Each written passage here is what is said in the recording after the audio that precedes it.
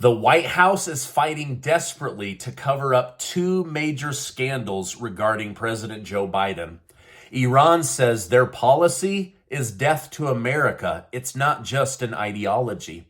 Benjamin Netanyahu tells Biden, stay out of Israel's business, but don't you dare stop sending us money and resources. And Representative James Comer announces he has full access to all of Hunter Biden's banking records. Thank you guys so much for liking and sharing these videos. When you hit like, it sends it out to the algorithm and it really helps me out. So thank you so much. Okay, now listen carefully.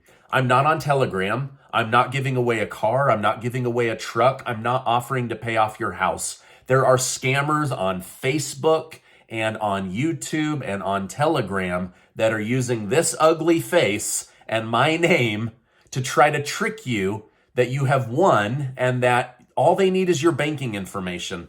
Please don't fall for it. I'm not going to make it up for you, but this is my way of saying I love you, I care for you, I don't want to see you taken advantage of, but I'm not giving away a car and I'm not giving away a truck. I'm not giving away anything right now. If I am, I would tell you, but please be aware of these scammers. Now, Israel's Prime Minister, Benjamin Netanyahu, has slammed Biden for requesting a humanitarian pause in their attack on Gaza. In a new national address, Netanyahu stated, I conveyed to him, Biden, that we are continuing with all our might. Israel refuses to temporarily cease fire that does not include the liberation of our hostages. Israel will not allow fuel into the Gaza Strip and opposes the transfer of money into the Strip. So basically, Israel says, we don't care that the world is mounting against us. We don't care that the United States is asking us to pause and allow innocent people to move. We are moving forward. Now, this has been one of my big worries. I'm a supporter of Israel, but you can't just wipe out innocent people, right? Or you look like a giant hypocrite. So now they're rejecting the Biden administration's request for restraint. Once again, the fact that Biden is trying to make a ceasefire happen shows that he doesn't really understand Hamas either. So I don't know what the right answer is because you have to attack evil, but you can't attack innocent people. And I think Hamas knows that. The terrorist group is not concerned with peace. They actually want war, and they're hoping it will trigger other countries to attack Israel. Now, to illustrate this fact, just take the supreme leader of Iran's recent statement. During a national address on state TV, Ayatollah leader Khamenei stated, the situation between America and Iran is this. When we chant death to America, it's not just a slogan, it is a policy.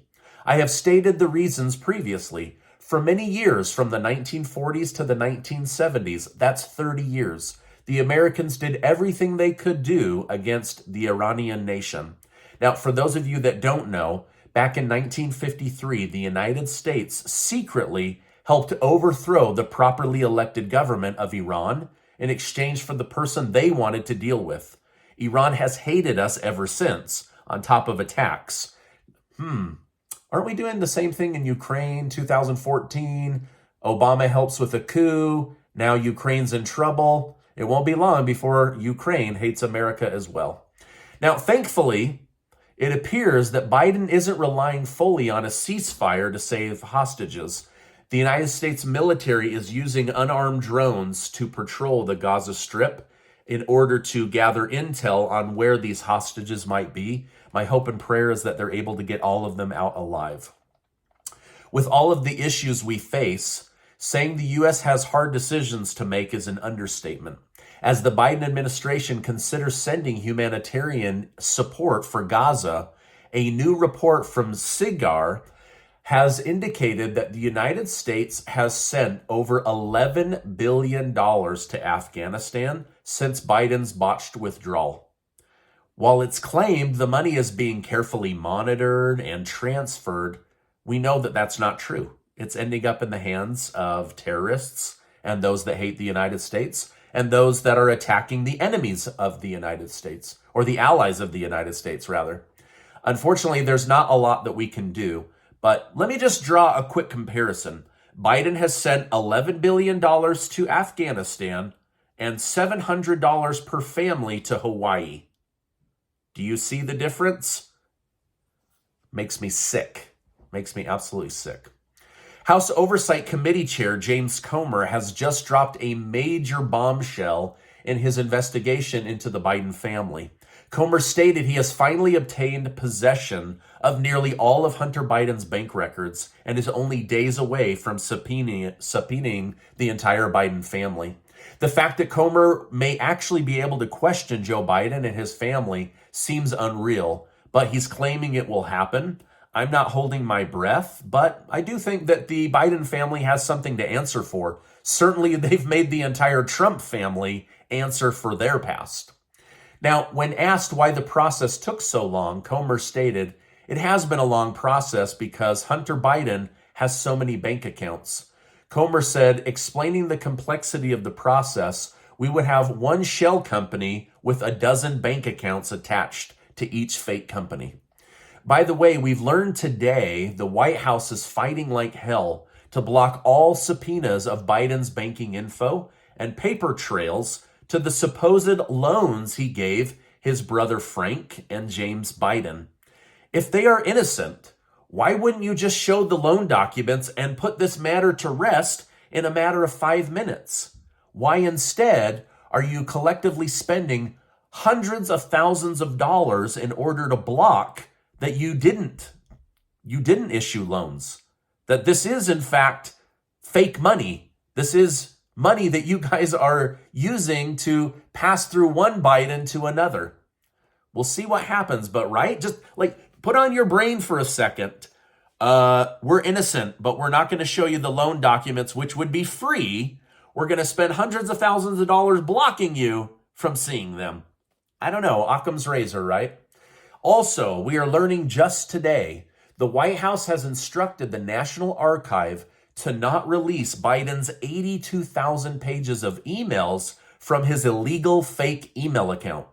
Now, isn't it the National Archive that fought Donald Trump to get back documents and now fights on behalf of Joe Biden to block access to Biden documents? But I'm sure there's nothing to see here. Certainly not a two-tiered justice system where one person is prosecuted and the other one is patted on the back. All right, the Republican-led House has just ignored veto warnings from Biden and the Senate about the standalone $14 billion aid package to Israel. Despite receiving 12 votes from Democrats, Democrat Senator Chuck Schumer issued a warning stating, "Let me be clear, the Senate will not take up the House GOP's deeply flawed proposal. Instead, we will work on our own bipartisan emergency aid package that includes funding for Israel, Ukraine, humanitarian aid, including Gaza, and competition with the Chinese government." So they don't want to just vote on one bill for $14 billion to get money to Israel. Instead, they want to put in little poison pills and do an omnibus bill where they say, okay, there's no chance that this piece of crap is going to get passed, so let's sneak it into this where we know they won't want to not pass it, and then we can pass our crap with the thing that they absolutely want to pass. This is what our government does. Both parties do this. This isn't just Democrats, but it is infuriating. Absolutely infuriating. All right, now over in New York, we're dealing with the Trump trial for the $250 million. It appears that silencing Trump wasn't enough for the judge. He's now put a gag order on Trump's attorney because the attorney said, hey, wait a minute. The very person that Trump keeps pointing out as being aggressive against him is co-judging this trial. So the judge said, psh, psh, psh, you can't say things like that, even if they're true, because I'm the judge and I have the unfettered right to control this trial as I always have. So basically, they took a hit at his ego, even though he knows that this woman that sits next to him is behaving as if she is a judge. And that's why Trump keeps pointing this out. But now his lawyer pointed it out and he said, you're getting hit with a gag order as well. All right, now speaking of gag orders, in the January 6th trial with Donald Trump in Washington, D.C., a side court has temporarily lifted the gag order placed by Judge Chutkan, stating she may have in fact violated Trump's First Amendment rights and affected his ability to campaign as President of the United States. Now, a 3-chair group of judges will make a final decision in the coming days, and I will report that back to you. But interesting that they lifted that, saying, wait a minute, we actually might be violating his First Amendment rights, just like he's been saying. All right, speaking of New York, the New York mayor, Eric Adams, is under investigation for potentially raising illegal funds from foreign governments. He says he's completely innocent, and he will hand over everything and completely comply, unlike the Biden brothers. He says, we are going to comply with any inquiry, and we will do all of it. Okay, now this is really sad, and the final story. While we're on the topic of fraud, the former CEO of FTX, Sam Bankman-Fried, the guy who swore that he was innocent, has been found guilty of stealing over $8 billion from people. He did it purposefully, knowingly. He, it looks like, is going to go to jail for about 110 years, which means he is never getting out. It's sad, but you cannot steal this much money from this many hardworking Americans and not expect blowback. It's unfortunate because my guess is they will get back very little of that $8 billion. And whatever money they do get back, they will most likely lose to legal fees. I'm speaking from experience. It's very sad. All right, now before you go, I want to remind you that you are amazing. Make sure to check out my interview with former 2020 journalist John Stossel. It was a great interview. You guys are giving it incredible reviews. I'm going to put it right there. I'm also going to put another video right there. Thanks so much, and I will see you on the next video.